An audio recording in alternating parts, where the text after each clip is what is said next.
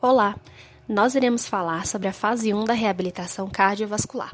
E o grupo é formado pela Bárbara Bicalho, Bárbara Kellen, por mim, Bruna Dias, e pela Michele Natália. De acordo com o primeiro Consenso Nacional de Reabilitação Cardiovascular de 1997, a reabilitação cardiovascular pode ser entendida por um ramo de atuação da cardiologia que, implementada por equipe de trabalho multiprofissional, permite a restituição ao indivíduo de uma satisfatória condição clínica, física, psicológica e laborativa. O ideal é que a equipe multiprofissional que vai atuar na reabilitação cardiovascular seja formada por um médico cardiologista, um enfermeiro, um fisioterapeuta, psicólogo, farmacêutico, nutricionista, dentista, assistente social e educador físico. Temos que lembrar também que, quando se trata de crianças e adolescentes, a indicação de reabilitação cardiovascular tem relação com cardiopatias congênitas, com ou sem insuficiência cardíaca, além da síncope neurocardiogênica. A reabilitação cardiovascular acontece em 4 fases. A fase 1 acontece desde a entrada até a saída do paciente do hospital. A fase 2 acontece após a alta hospitalar e o paciente ainda precisa de supervisão para a prática de exercícios.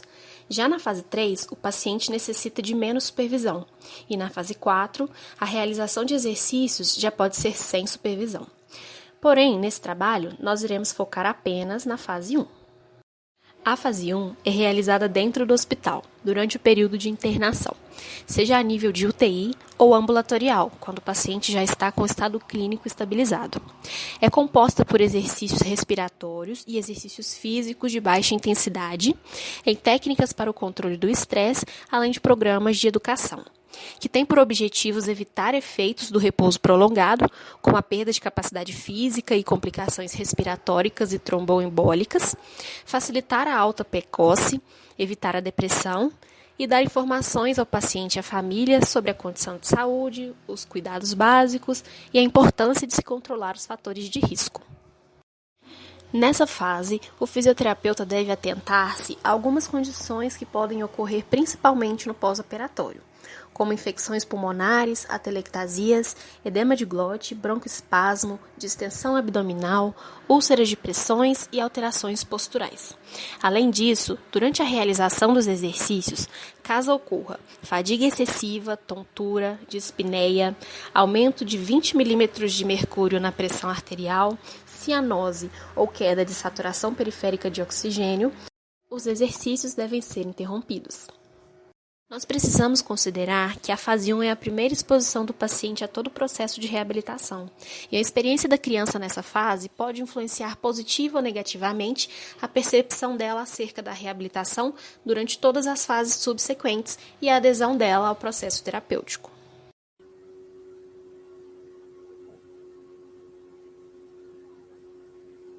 Em relação aos protocolos utilizados na reabilitação cardiovascular, não há na literatura um consenso sobre qual é o mais indicado.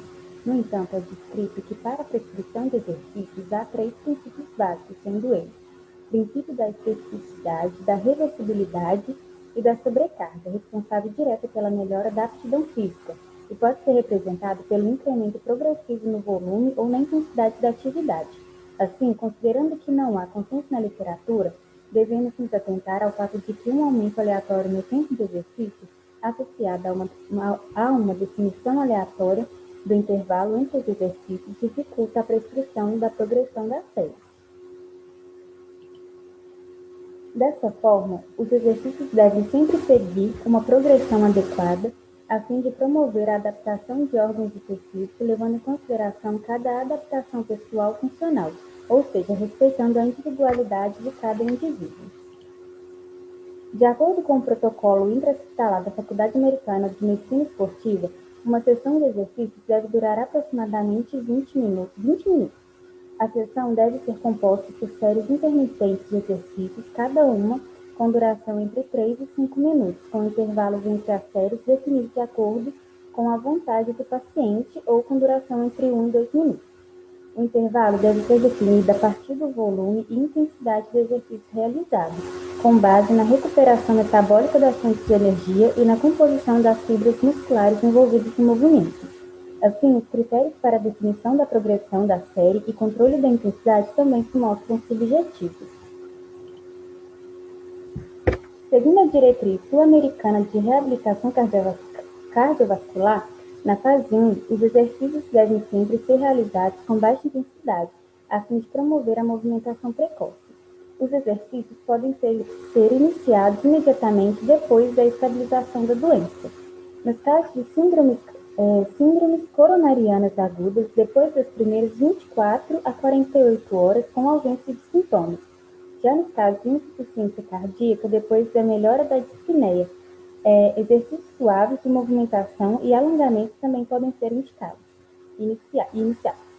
Nos casos de cirurgias cardíacas, especialmente nos dias anteriores à intervenção, um programa de exercícios de respiração, alongamento e movimentação progressiva, seguido da terapia física depois da cirurgia, proporciona uma redução significativa das complicações respiratórias, arritmias e duração da permanência hospitalar depois do procedimento cirúrgico. As recomendações da Diretriz Americana de Reabilitação Cardiovascular diz respeito a realizar no leito do paciente, no quarto ou até mesmo no corredor do hospital, dependendo da condição do paciente. Deve-se realizar uma avaliação prévia e podem-se realizar várias sessões ao dia, mas de curta duração. Em uma visão geral, a fase 1 abrange exercícios de baixa intensidade. Inicialmente, os exercícios serão ativo-assistido, com o objetivo de mobilização precoce com o paciente ainda deitado. Iniciam-se os exercícios respiratórios, exercícios de relaxamento e dinâmicos envolvendo pequenos grupos musculares dos membros superiores e inferiores, a fim de manter a ADM. Esses devem progredir gradativamente. À medida que o paciente apresenta melhora, os exercícios podem ser ativos.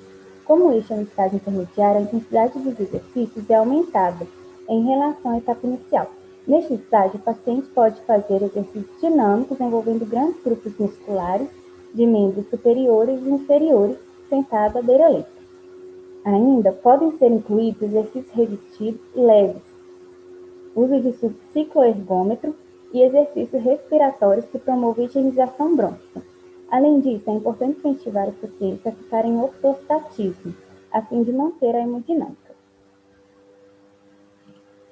Já no estágio final, os exercícios são ativos com o paciente em ortostatismo. Podem ser realizados exercícios de caminhada em que o paciente pode deambular pelos corredores do hospital. Além disso, o paciente pode fazer o treino labial enquanto realiza essa tarefa. Exercícios como subir e descer degraus, alongamentos e agachamentos também são exemplos aplicáveis neste estágio. Vale ressaltar também que é de suma importância supervisionar o paciente durante todo o treinamento, como, por exemplo, através do oxímetro, a fim de verificar a reação do paciente ao exercício. Além disso, é preciso estar atento à manutenção de equilíbrio, eventual mal-estar, entre outras alterações que podem ser observadas durante a execução dos exercícios.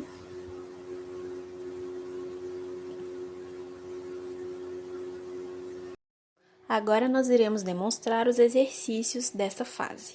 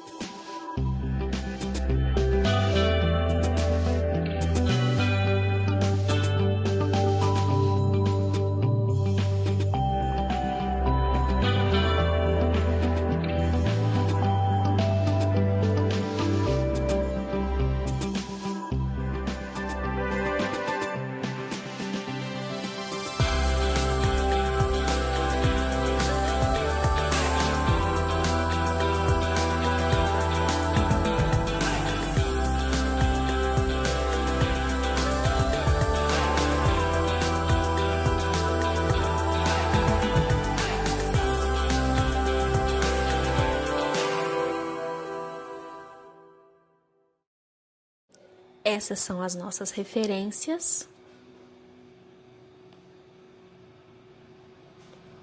E muito obrigada!